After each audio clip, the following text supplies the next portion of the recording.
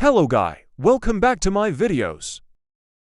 Today I want to show you about how to fix the problem that in TikTok not showing the Capcut template.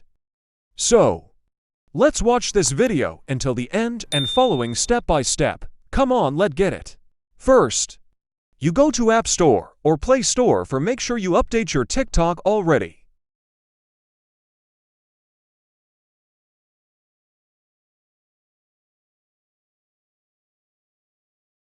If you're not update, let click update your TikTok now.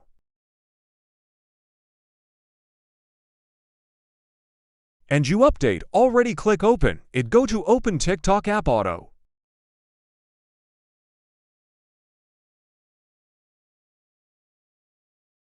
So, if you don't see the template Capcut, you can search the Capcut template in your TikTok. And it have a lot of template that you can choose from make your videos play in TikTok right now.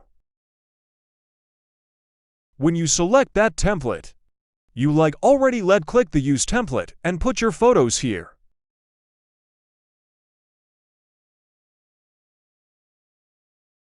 At the end, you can export it in your device or post in TikTok.